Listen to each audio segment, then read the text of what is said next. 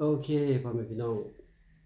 ที่ฮักเสื้อแพงชาติเฮามาต่อกันคลิปที่3เนาะที่ข้าพเจ้าจะอัดคลิปสั้นๆเป็นเวลา3นาทีเนาะ ตอนกินกาแฟเช้ามื้อนี้เนาะก็คือได้ตอบยาลุงไปเนาะทางภายในประเทศเขาเจ้าก็เรียกร้องมาอยากให้พวกเรานี่ยื่นเอกสารหาสากล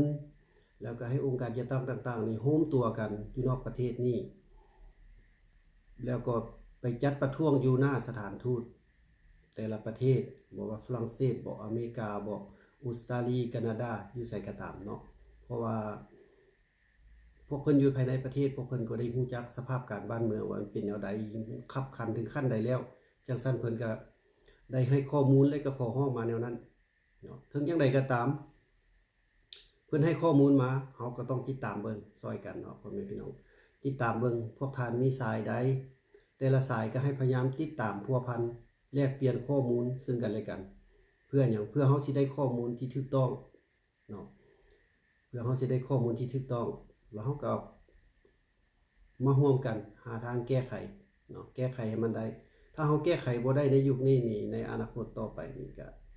สิเป็นการยากที่สุดเนาะเป็นการยากนับมือนับยากไปเพราะว่า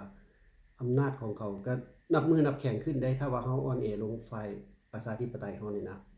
จังซั่นฝ่ายประชาธิปไตยเฮานี่มีความดีหลายพ่อแม่พี่น้องจังซั่นว่ามัน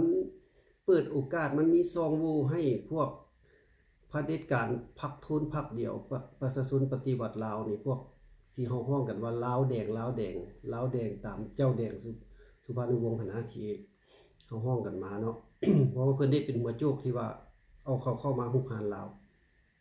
เนาะที่ทั้งที่ว่าลาวเฮาได้เอกราชแล้วเพิ่นก็ตั้งแนวลาวอิสระขึ้นมา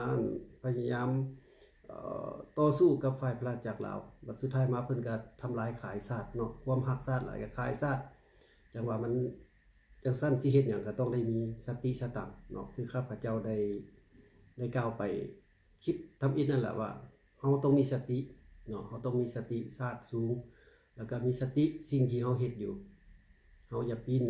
ป้ายปีนเสื้อไปเข้าข้างศัตรูไปสนับสนุนศัตรูโดยทางกงหรือว่าทางอ้อมหรือว่าเตะบานเข้ากุนตัวเองอันนี้ถือว่าเป็นการผิดพลาดเนาะแล้วก็ได้ตอบยาลุงไปแล้วสำหรับคำถามของยาลุงเนาะคลิปนี้ในมือนี้ก็สิหยุดอยู่นี่แต่ว่าเฮายังมี